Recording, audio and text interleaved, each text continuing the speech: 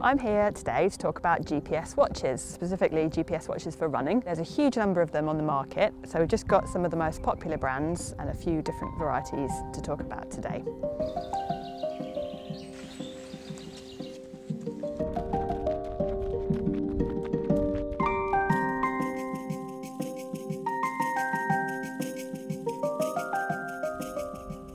Some people might prefer to run just on how they feel, go faster if they feel good, slow down if they don't.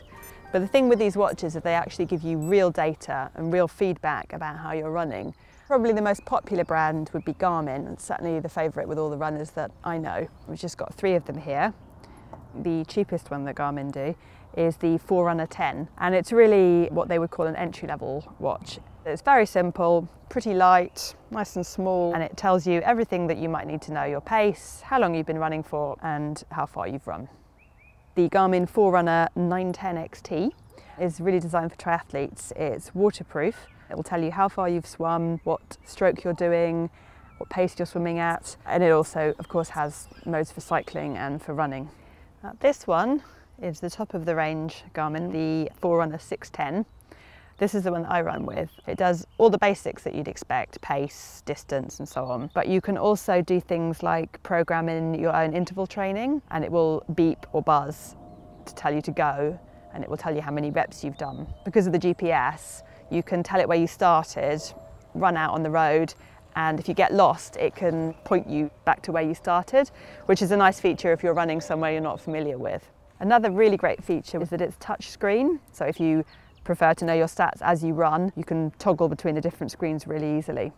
So the next watch is from Timex. This is their Ironman triathlon model. It has a really great way of customizing your screen. So say you're interested in your current pace, your average pace, and your heart rate, you can arrange the screen to suit you. This watch has a lot of features, but sometimes they're not very easy to find. Even just starting it to the beginning of a run, you have to go to chrono, but it's not very obvious to a lot of people that that means I'm going for a run.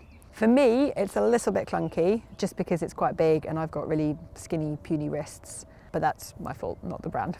This is the Sunto Ambit, and the thing with this watch is you can just use it for running, but really this is designed for someone with a little bit of a James Bond lifestyle. You can take it alpine skiing, trail running, trekking, cycling, indoor training, mountaineering. It's very impressive, but for a runner who basically just spends their time pounding the pavements, it's probably a bit too much watch for you.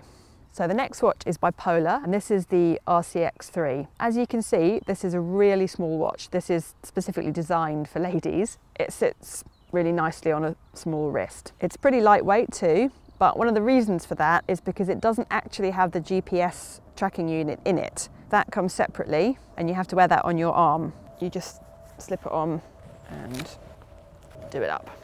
The fact that it's really light means you could wear it all day, every day, just as a normal watch, and just add on this when you're running. The next watch is from Nike, a partnership they've done with TomTom, and it's just called the Nike Plus Sports Watch. When you want to upload all your information or to change the settings on it, you have to do that in your computer every time. So that'd be quite irritating if you were going somewhere where you didn't have access to your computer for a few days, or any computer for a few days. The other thing this watch comes with is the little Nike Plus sensor. Now that is designed to fit specifically into Nike shoes, so if you wear them, you're fine. If not, not much use. It just helps with the accuracy, and it can also measure your cadence when you run. It complements the watch, but you don't need it for this watch to work. And finally, we have the Mio Alpha. This is quite a different kind of watch because what this actually is a heart rate monitor in the form of a watch. All of these other products will come with a heart rate strap which you can wear around your middle, and it will detect and tell you what your heart rate is. This does exactly the same, but there's no strap. It's literally just picking it up from your skin. I'm one of them. Some people hate wearing straps. They irritate you, they fall down, they give you sores when you're running a really long distance. So just to be able to wear it as a watch like that is a new product on the market. The disadvantage is it doesn't really do anything else. One of the markets for this watch might be people who are exercising for health.